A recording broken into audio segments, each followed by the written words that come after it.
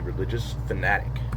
So, just in case nobody knows who Timur is, he was a Turco-Mongol conqueror of the 14th century who was born at a time when the Mongol Empire was disintegrating, and so he argued that he was the spiritual successor to Genghis Khan, meant to restore the empire.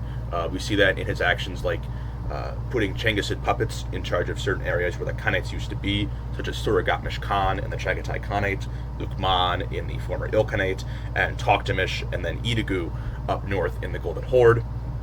He, like the Mongols, fought in a very brutal way, coming into cities, killing all the men, enslaving the women and children, harsh sacks, so on and so forth. Though, unlike the Mongols, he was also much more keen on encouraging cultural flourishing. He and his descendants would fund many, court poets, miniature development, scientific development, and so on. And in keeping with the Turco-Persian flourishing, Timur is a Muslim, unlike the original Mongols, who are Tangrists.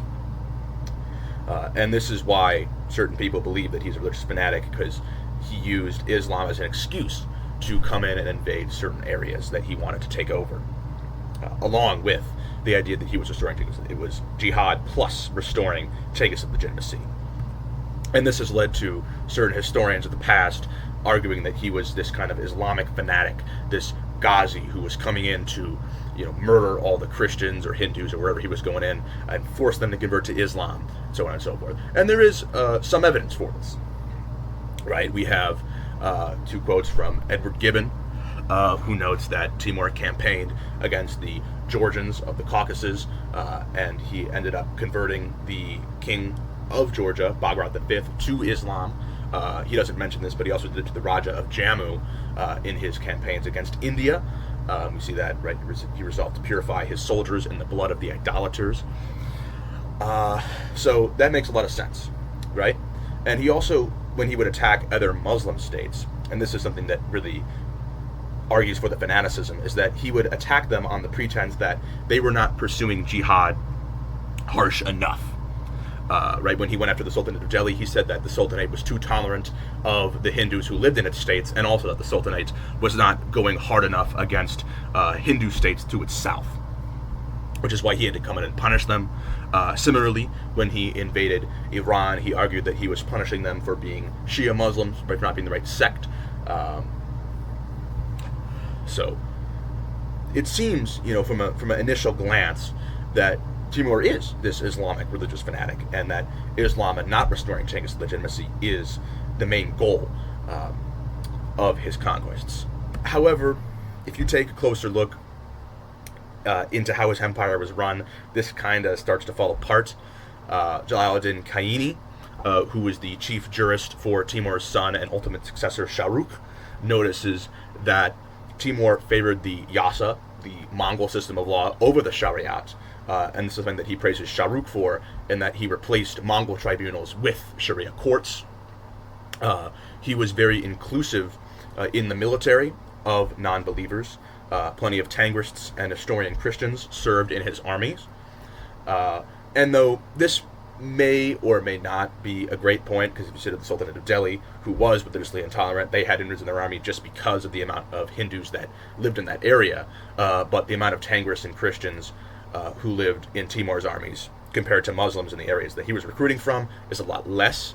However, he also was putting Christians in higher positions in the military. I have the garrison commander Nur al-Din in the Caucasus, who, despite being named Nur al-Din, was a Christian, according to Rui Gonzalez de Clavijo. That's a pretty high rank, pretty big position of trust to be placing a non-believer.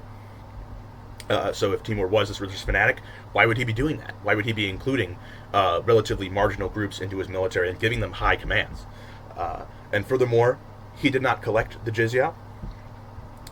According to Michael Chitorensis, he did not collect the jizya. He did not have the poll tax for non-believers. So that, again, shows that he's keeping more with the yasa than the shariat. And furthermore, letters of infidels, particularly Jewish merchants, who are sending letters to each other during the reign of Timur and his descendants, refer to Timur very positively or neutrally, whereas if he was, going hard against the Jews for being not Muslims, he wouldn't really be doing that, right? And finally, Timur was willing to enter into alliances with other states that were not Muslim against Muslim states. Right? He was aided by the Genoese and the Roman, or at this time Byzantine Empire, in his wars with Bayezid the Thunderbolt. Which, and particularly this is important with the Genoese, because the Genoese he had campaigned against previously, claiming that they were infidels and must be punished, which is why he went after their trade cities in Kaffa and Tana in northern Russia. But then he's willing to turn around, not a decade later, and ally with them against a Muslim enemy.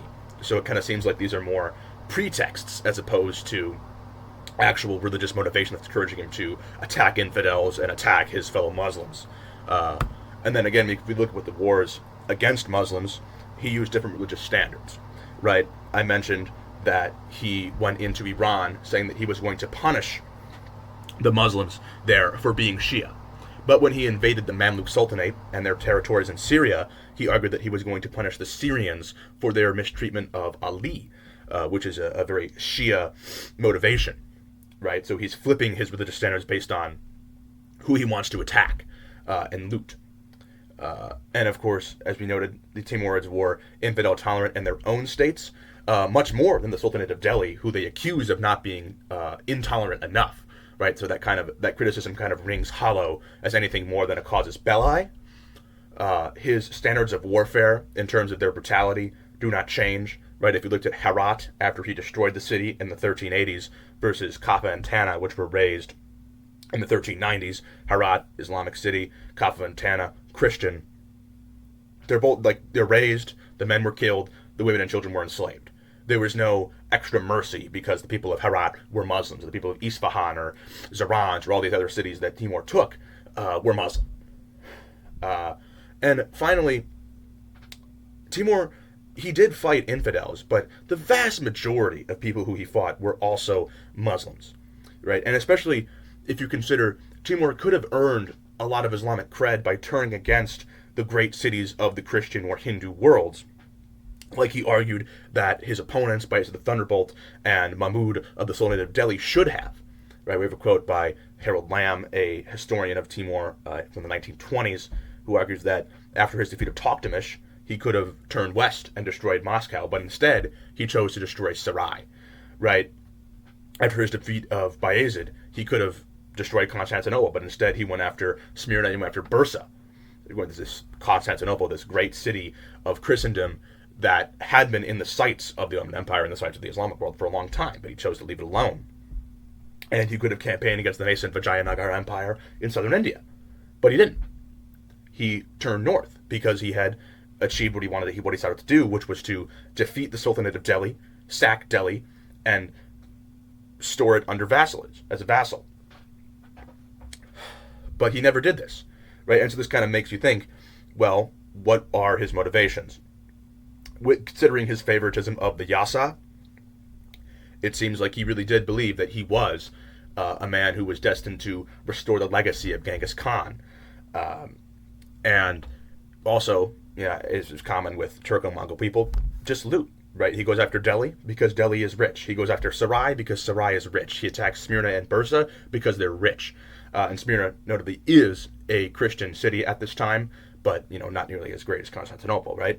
But Constantinople was in ruins, right? This is the last 50 years of the Roman Empire. Moscow had just been burned by Toktamish before Timur defeated Toktamish, and so why would you sack a city that's already been sacked and destroyed, right? You're not going to make money from that. Go to his Muslim capital and destroy and attack Sarai, which he did, right? So my two main arguments for what Timur's real motivations was the restoration of Mongol authority and just collecting, the Turco-Mongol desire to collect loot. And comparing the Timurids to his contemporaries and his successors, we find that they're even more religiously tolerant than other states that came after them, right? If you look at Western Europe right now, what's happening? During the reign of Timur, the 14th century, Philip IV, who's in the bottom left, is kicking all of the Jews out of France.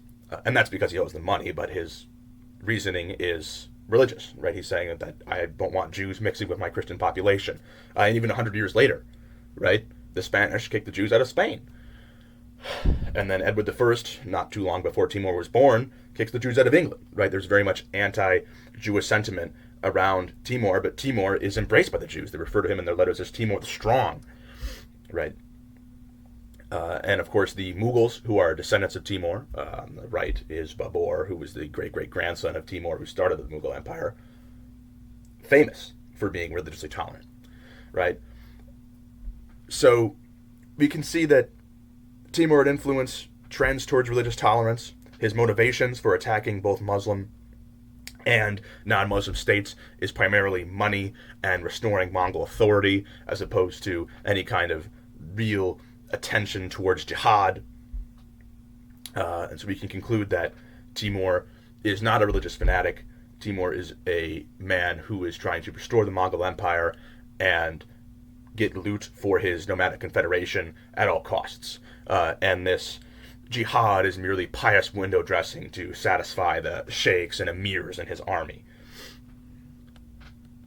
And finally, we have the sources here for some of the quotes and other claims that I have, particularly about Nur al-Din. That's Marie Gonzalez de Clavijo, in case you want to check up on anything that I've stated.